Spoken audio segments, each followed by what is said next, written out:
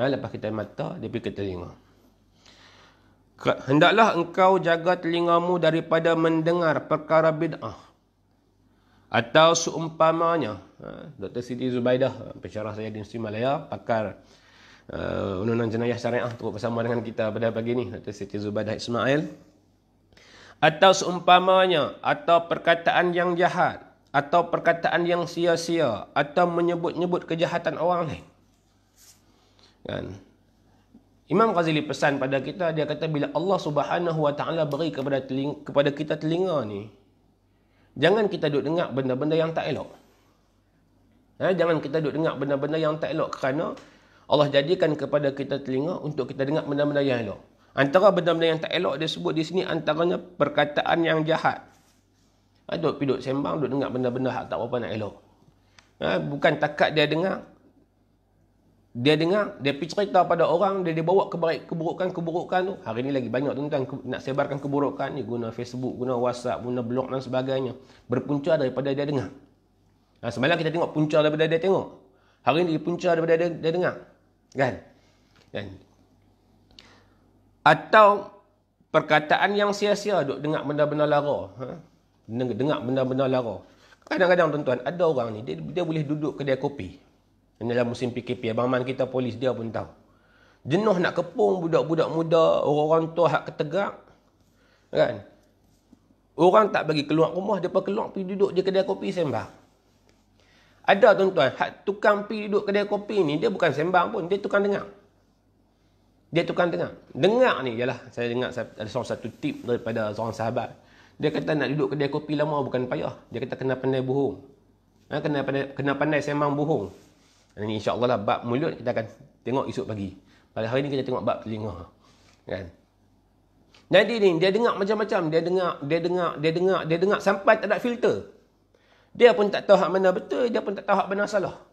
Sebab sembang kedai kopi ni macam-macam. Ni benda-benda lara. Dan benda-benda lara ni dia dengar. Kita ni tuan-tuan, selain daripada kita kata kita tahulah bila kita manusia ni kita mengaji dalam saya nak sebut bahasa mudah lah, kalau bahasa akademik dia sebut orang yang belajar, ada yang dia belajar melalui mata, visual. Kalau kita mengaji dalam NLP sebut sebagai visual lah, tapi saya sebut mata. Kan? Ada yang dia belajar melalui telinga, kan? Dengar. Jadi kalau dia dengar hak benda-benda tak elok, benda tu lah yang jadi ilmu, bagi dia tu kira ilmu lah, kan? Bagi dia tu ilmu lah. Kalau dia dengar benda-benda elok tu lah yang akan turun ke hati dia, yang akan menjadi kebaikan kepada dia. Kepada dia. Dan disebut juga oleh Al-Imam Al-Ghazali rahimahumullah, atau menyebut-nyebut kejahatan orang lain. Duk dengar ni, orang duk pergi kata ke orang. Dia duk seronok tuan-tuan. Dia duk tukang tepuk, dia tukang gelak. Dia ni kalau tak dengar orang kata ke orang, dia tak hidup. Ada tuan-tuan, kalau tuan-tuan duduk, ni kalau orang lelaki lah duduk kedai kopi. Bila duduk kedai kopi, kawan ni kata kat kawan ni, dia dengar orang tu kata kat kawan tu, dia puas. Kan? Dia tak berani kata, mungkin dia ni lekeh, dia ni orang kata apa, tak berani duduk situ, ada seorang kemas sikit, duduk kata kat kawan tu, daripada tiga orang lah, A, B dan C. Si A ni duduk kata kat C, hak B ni, dia dalam hati dia puas.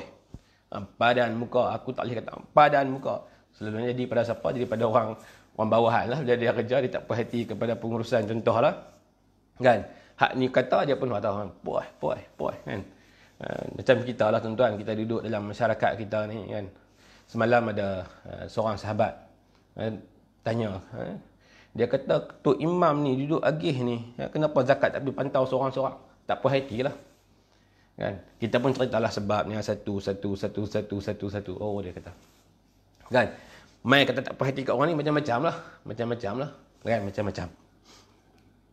Dan sebenarnya telingamu diciptakan oleh Allah Ta'ala untuk engkau mendengar Al-Quranul Karim. Allah jadi telinga kita tuan-tuan. Yang pertama, Allah Subhanahu Wa Ta'ala nak suruh dengar apa dia kata. Ini saya sebut bahasa Kedah tuan-tuan. Apa dia kata? Memanglah kalamullah.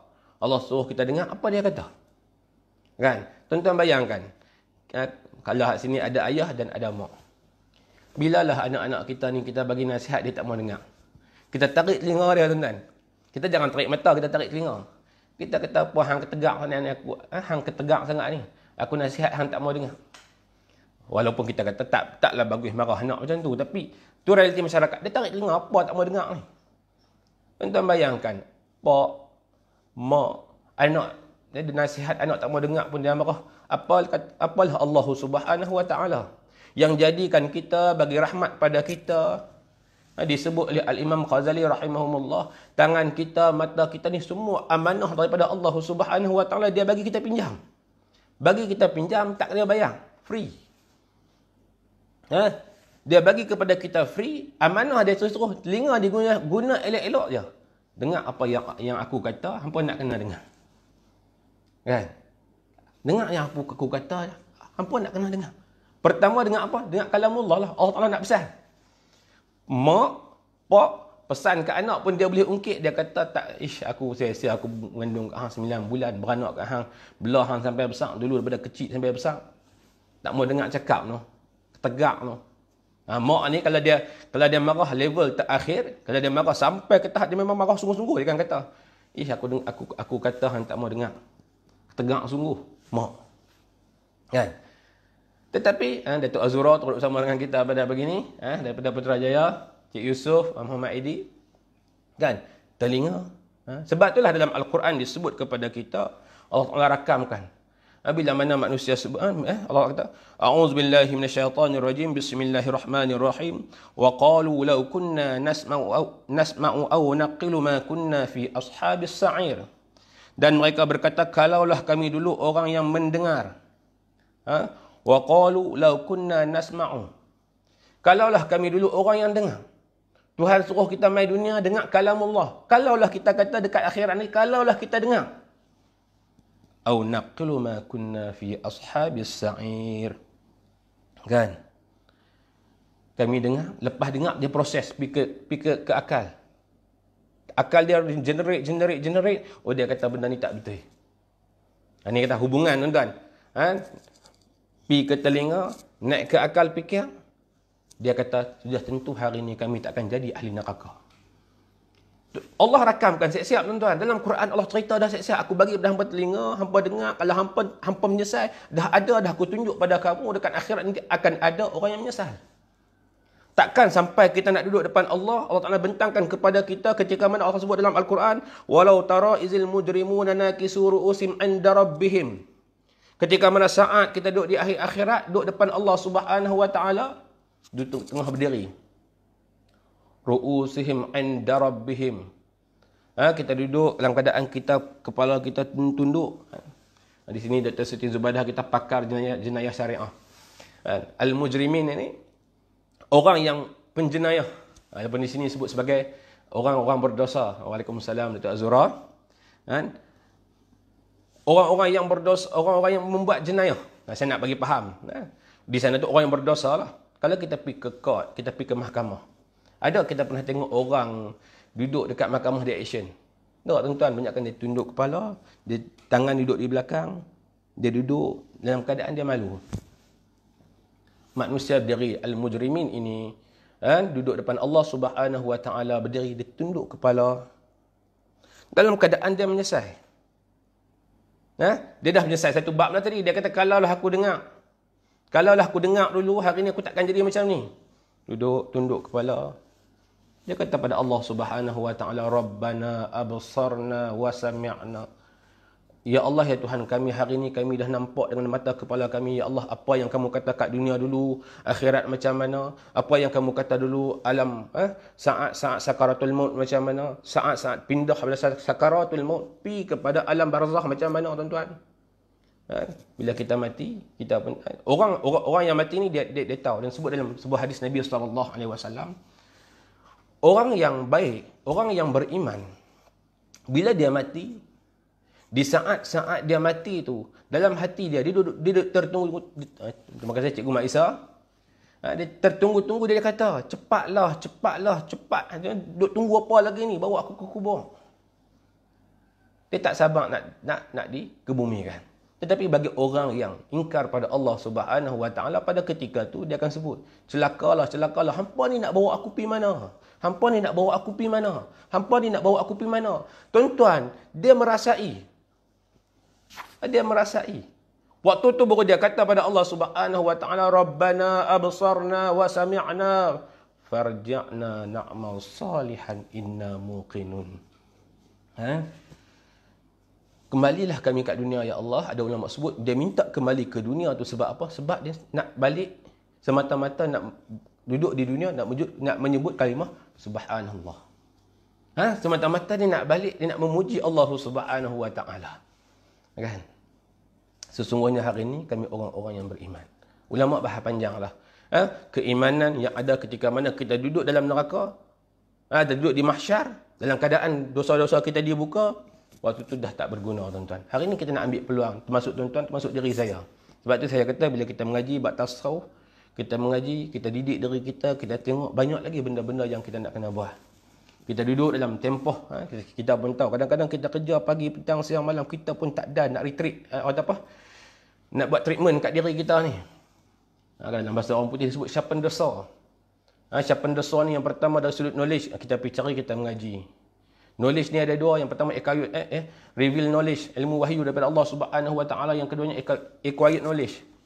Ilmu-ilmu yang kita perlu, ilmu wahyu. Yang keduanya ilmu teknikal yang lain lah yang kita perlu dalam kehidupan kita ni. Terima kasih Dr. Najibudin kita, terima kasih Prof. Cik Su yang turut bersama dengan kita pada hari ini. Jadi pentingnya kita menjaga telinga. Allah kata, aku jadikan kepada kamu untuk kamu dengar ayat aku. Sebab itulah tuan-tuan, saya yakin bila kita mengaji hadis, kita duduk dengar hadis Nabi SAW, Nabi pesan pada kita, Nabi kata yang pertama, kun aliman. Jadilah kamu orang alim. Orang alim ni pun tuan-tuan, sebelum dia nak jadi alim, bukan keluar-keluar pada perut mak terus jadi alim. Walaupun adalah orang yang alim tu, dia dapat ilmu laduni. Kan? Tetapi alim ini yang pertama dia nak kena pergi mengaji lah. Dia nak kena mujahadah pergi mengaji. Tadah kitab. Waktu Tok Guru mengajak dia tak lena. Telinga dia dengar. Kan?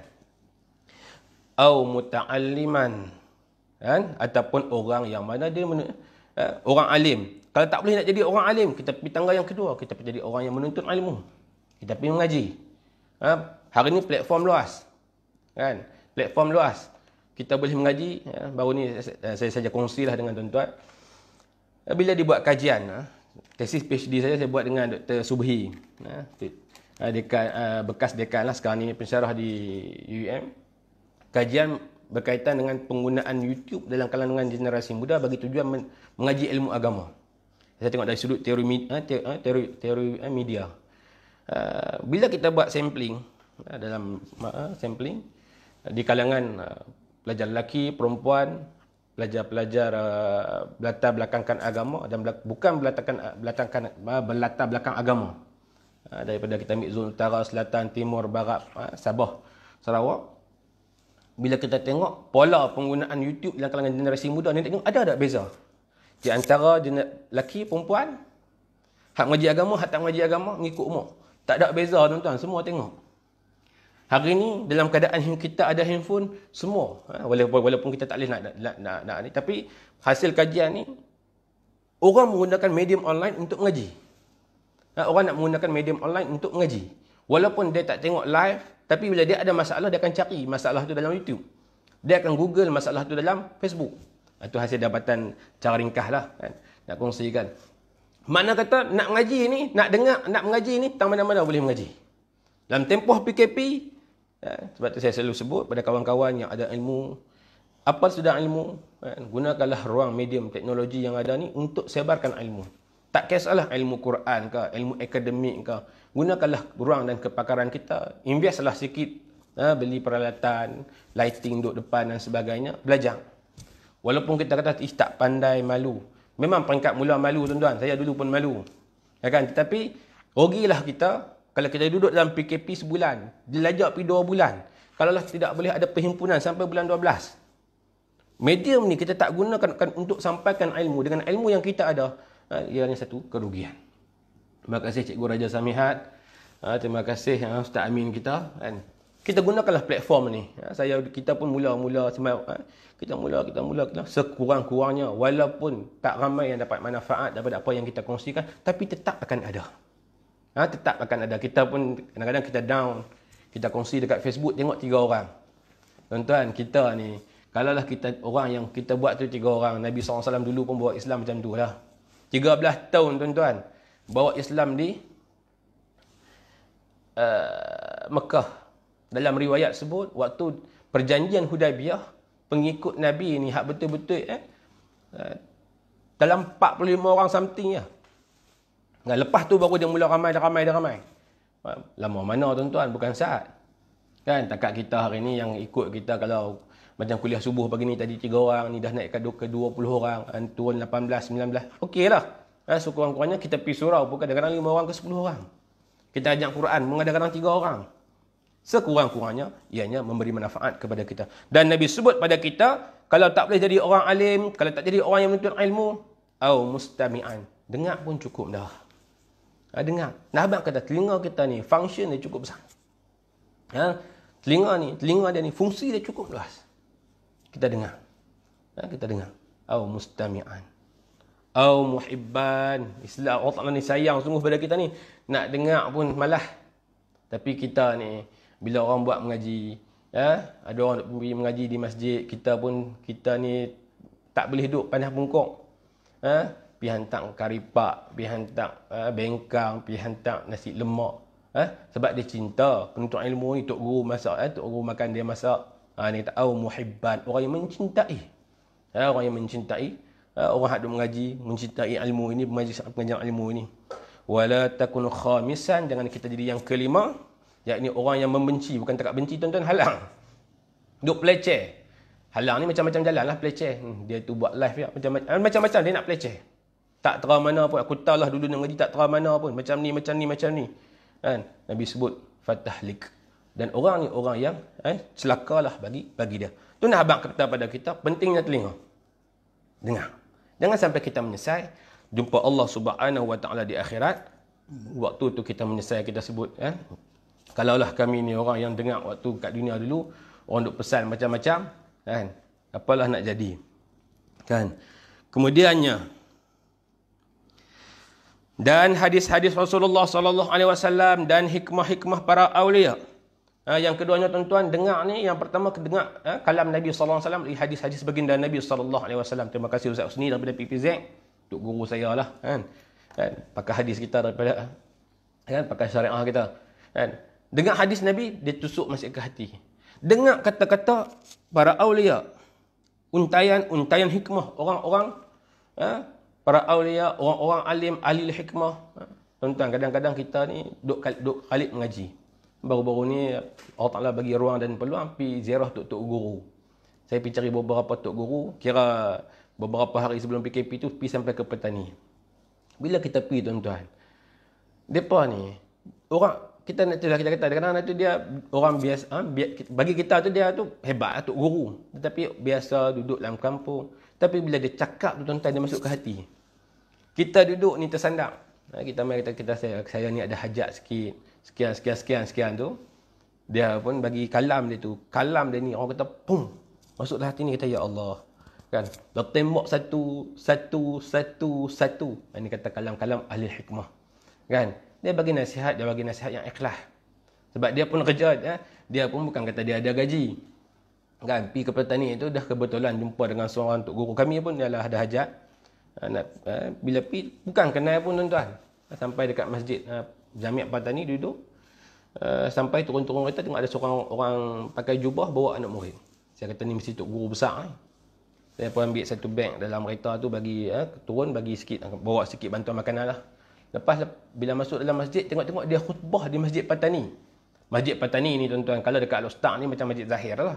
Kalau di Kuala Lumpur tu masjid wilayah lah, masjid negeri, masjid wilayah. Kan? Jadi bila habis khutbah, dia mencari kami, dia ajak kami pergi makan. Habis makan, bawa pergi rumah dia. Bawa pergi rumah dia, bagi nasihat pula. Sekian ni, kita pun tepuk diri tuan-tuan. Kita kata ya Allah, kan, Allah. Tapi bila dia bagi nasihat tu tuan-tuan, dia masuk dalam hati. Ini kita kata untayan ahli hikmah. Pesanan-pesanan ahli hikmah. Kadang-kadang apa dia pesan tu bukan benda-benda yang asing bagi kita, tetapi benda-benda yang kita ghalid, benda-benda yang kita lupa. Walaupun dia cakap tu slow, tapi macam dia tampak kita, pong bagi kita pun sedang. Kadang-kadang kita pun sedang. Sebab itulah kadang-kadang kita nak kena cari juga orang-orang yang kita rasa boleh bagi nasihat pada kita, duduk, tolong bagi nasihat pada kita. Tak kisahlah. Kadang-kadang kita duduk di atas, orang tak boleh nak tegur kita. Jadi kena cari orang lain untuk memberikan teguran pada kita. Kan? Kalau bini tegur lelaki, dengar tu dengar, tapi dia tu dengar tu, kalau macam kata, orang kata apa, dengar tu seperti mana mencurah air ke daun keladi. Dia dengar, tapi air tu turun pi. Ataupun macam mana masuk telinga kanan, keluar telinga kiri. Kan? Dia dengar tu dengar sekali lagu. Tapi mai dengan orang alim, dia cakap, dia ketuk kita ni, dia dengar sampai ke hati. Kan? Maka gunakanlah telingamu untuk mendengarkan ilmu pengetahuan, sehingga dengan ilmu itu engkau mendapat mencapai kerajaan yang kekal dan kenikmatan yang abadi dalam surga. Tuhan bukan suruh banyak, tuan-tuan. Dia suruh pergi cari ilmu. Cari ilmu ni untuk apa? Untuk masuk syurga. Dia letak depan kita syurga dan dia letak depan kita neraka atas badan kita. Dengan dia dah bagi kepada kita jalan. Kan? Kita lah nak kena pergi cari ilmu. Kan? Hari ni sampai ke tahap dalam TV pun ada, dalam YouTube pun ada, dalam Facebook pun ada. Kan? Ruang dan peluang ni banyak. Kita kata kita ni nak baca malah kita dengar. Kan? Tapi kalau kita nak rebus buku, minum ayak tuan-tuan jadi alim, tak boleh lah. Kan? Ni saya rasa pensyarah, cikgu-cikgu kita duduk pesan. Dia kata, hang ni mengaji tak empuk sungguh. Hang ambil buku, hang rebus, hang minum. Itu bukan ayat dia suruh. Saya rasa bukan budak-budak ni pun dia pun tahu cikgu ni marah sangat lah ni. Kan dia perli, bukan dia suruh rebus makan minum. Kalau ada hak betul itu dia rebus makan minum, dia kata, cikgu saya dah rebus dah makan dah minum dah, kenapa saya tak cerdik? Cikgu kata macam mana? Kan? Hak tu dia perli, kan? Dia perli. Kan? Dan apabila engkau menyalahgunakan nikmat pendengaranmu seperti engkau mendengar akan maksiat, maka bermakna engkau telah mengkhianati terhadap dirimu sendiri. Tuan-tuan, saya sebut pada tuan-tuan beberapa hari lepas. Tangan kita, telinga kita, mata kita amanah daripada Allah Subhanahu Wa Taala. Buktinya apa? Waktu kita alam roh, kita tak ada jasad. Kita mai ke alam dunia, kita ada jasad. Kita belah jasad kita pada kecil, dia besar. Sampai kita hari ni. Tapi tuan-tuan, dia macam kita naik Grab lah. Kita mai ke dunia, kita naik Grab. Macam kita naik Grab, kita tumpang sat. Bila kita nak balik, kita balik. Sebab Grab tu bukan hak kita. Tubuh badan ni pun bukan hak kita. Sampai ke dunia, kita tumpang saja. Hari nyawa kita ditarik, hari kita mati, tubuh kita tinggal. Kita letak dekat dunia. Kita letak dekat alam barzah. Alam barzah ni tak tahulah di mana. Kan? Ada kata dalam satu tempat lah. Kubur tu satu orang kata apa? Satu gambaran. Ada yang mati dalam perut rimau, ada yang mati dalam perut ikan, ada yang mati dalam laut. Disebut sebagai alam barzah. Kita tinggal dekat alam barzah. Kita tinggal kita punya badan. Roh kita masuk ke alam barzah. Kan? Tapi alam barzah pergi ke alam akhirat. Di alam akhirat tu kita diri kita. Jadi telinga kita amanah Allah Subhanahu Wa Taala bagi ni, hak yang ni. Ni gambarannya telinga ni, tapi telinga ni bermaksud dia pendengaran. Pendengaran. Walaupun roh kita tu dia tetap dengar. Dia tetap dengar. Dan engkau menyalahgunakan satu alat yang sepatutnya engkau gunakan untuk mencari keuntunganmu. Maka inilah yang dinamakan rugi yang sebenarnya. Dan janganlah engkau berkata bahawa dosa memperkatakan orang itu hanya tertentu bagi orang yang berkata saja. Penulis ni sebut, dia kata jangan kita kata dosa yang kita orang buat ni, dosa kata ke orang ada. Kan? Tetapi dosa itu juga akan terkena pada orang yang mendengar perkataan itu. Kan? Dia kata dosa ni bukan dosa kita dengar saja. Hak orang dengar tu sama. Kan? Dengar dengan keadaan dia seronok, dia reda. Kan? Kalau dia lalu-lalu tiba-tiba dia terdengar. Dia nak kena bangkit. Bukan dia tunggu sekali tumpang tu. Kan? Dia nak kena bangkit. Dia nak kena menghindari daripada tempat tu. Sabda Rasulullah sallallahu alaihi wasallam, sesungguhnya orang yang mendengar seseorang yang mengumpat orang lain adalah bersekutu di dalam dosa dengan orang yang berkata itu, dan dia juga dikira salah seorang dari dua orang yang mengumpat. Tuan-tuan, orang yang mendengar orang mengumpat, dia duduk sekali tumpang tuai, dia tak kata apa. Kan? Tapi dalam hati dia ni, dia main dengan satu perasaan dia seronok. Dia seronok, dia kata padan muka, dosa yang dia buat, yang dia dapat sama seperti mana dosa yang orang kata tadi. Sama seperti mana dosa yang orang kata tadi. Banyak tak tuan-tuan? Sudah tentulah banyak. Kadang-kadang kita pun tergalit, kadang-kadang kita pun terlupa, kadang-kadang kita pun terleka. Allah bagi pada kita amanah telinga, kita jaga. Kan? Tapi kita takut amanah yang Allah bagi ni kita tak dapat nak jaga. Itu yang kita takut. Ni pesanan buat saya, pesanan buat kita lah. Dan tuan-tuan pun tahu kalau kita bagi amanah pada orang, orang tu tak jaga, dia kita akan marah. Tetapi Allah bagi amanah pada kita telinga, suruh kita jaga, kita guna betul-betul. Kan? Gunalah untuk benda-benda yang elok. Kalaulah kita tak guna elok-elok, maka di sana sudah tentu Allah Subhanahu Wa Taala juga akan murka dengan kita. Jadi saya rasa setakat itulah pagi ni tuan-tuan, lebih kurang setengah jam kuliah subuh. Dan insya-Allah kalau ada rezeki dan peluang pagi esok kita akan tengok bagaimana dosa-dosa yang dilakukan oleh mulut. Ketiganya menjaga lidah. Lidah. Bab lidah ni panjang sebab Imam Ghazali bahas daripada lidah ni saja akan muncul 8 dosa. Tadi 1, 2. Mai tang lidah ni. Ustaz Abu Amar Al-Mahmudi, Ustaz Khairi Syafi'i. Kan? Ustaz Hadi kita, Hadi Az-Zuhar, membawang Ustaz. Ya. Kan? Esok kita akan cakap bab bawang, membawang. Sebab apa sebut membawang? Tu kita nak kena kaji. Kenapa membawang? Kenapa dia mai istilah membawang? Kenapa dia? Itu kita cuba tengok, insya-Allah kita kongsikan pada esok hari. 8 bila sebut tentang mulut, Imam Ghazali bahas 8 jalan daripada mulut yang memberikan sumbangan, contribution dosa-dosa kepada manusia. Jadi insya-Allah tuan-tuan, saya ucapkan terima kasih kepada sahabat-sahabat pada Facebook pada hari ini yang sudi untuk dengar orang kata taujihat daripada saya. Insya-Allah perkongsian, orang kata bukan nak mengajak, tetapi sekadar memenuhi ruang yang ada. Sebab lepas subuh ni kalau kita tak baca buku, kalau kita tak buat kerja apa, kita lena. Terima kasih Tuan Azdi kita akan lena. Jadi bila kita lena, hari pertama, hari kedua, 2 bulan lena pagi tuan-tuan. Bila orang Kedah kata, bila dah jadi bi'at, ataupun disebut dalam istilah organisasi, menjadi habit, menjadi tabiat, maka di sana kita akan menjadi orang yang mandom, orang yang slow, orang yang lemah. Jadi kita nak kena generate aura positif, bangun, kongsi, duduk, dan pada masa yang sama, sebab tu saya sebut, kita duduk di rumah, kalau dengan ilmu yang kita ada, Ustaz Ahdi kita, pengalaman dia dalam Az-Zuhar, menguruskan travel, bisnes dan sebagainya, boleh kongsi di Facebook, buat Facebook live. Tak tahu nak cakap apa, belajar kita buat sikit-sikit. Dr. Imran kita daripada UiTM, kan, boleh kongsi apa yang kita ada. Walaupun kita tahu, antara masalah kita tahu, kita kata takkan nak kongsi benda ni, semua orang tahu. Tak apalah, sebab tu dalam tazkirah ni disebut wazakir fa inna zikra tanfa'ul mu'min, dan berikanlah peringatan, sesungguhnya peringatan itu bermanfaat bagi orang mukmin. Kita ada ilmu ni, kita kongsi. Kita ada ilmu research, kita kongsi. Sudah tentu student research akan tahu. Kita ada yang ni, kita kongsi. Kita ada yang ni, kita kongsi. Dan platform ni terlalu luas. Terlalu luas.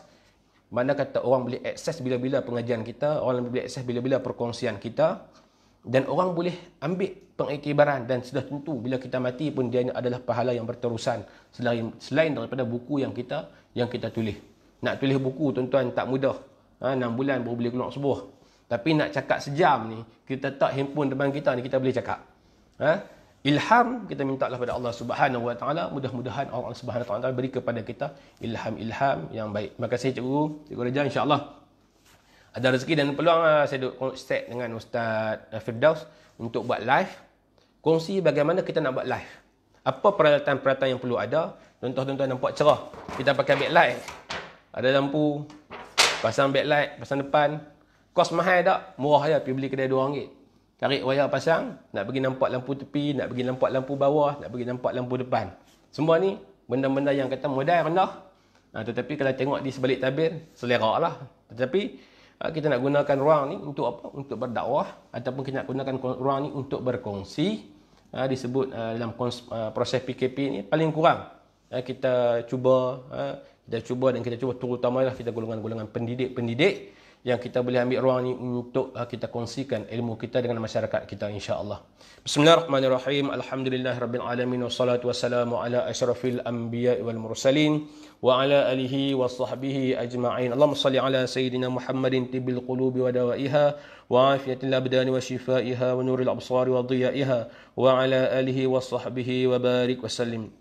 اللهم يا دافع البلايا الله ويا دافع البلايا الرحمن ويا دافع البلايا رحيم ادفع عنا من كل بلاء الدنيا وعذاب الآخرة وشر الدنيا وشر الآخرة ومن العدو من الإنس والجن ومن الشيطان والإبليس وما يطير في الهواء وما ينزل من السماء وما يخرج من الأرض ربنا آتنا في الدنيا حسنة وفي الآخرة حسنة وقنا عذاب النار وصلى الله على سيدنا محمد وعلى آله وصحبه وبارك وسلم والحمد لله رب العالمين.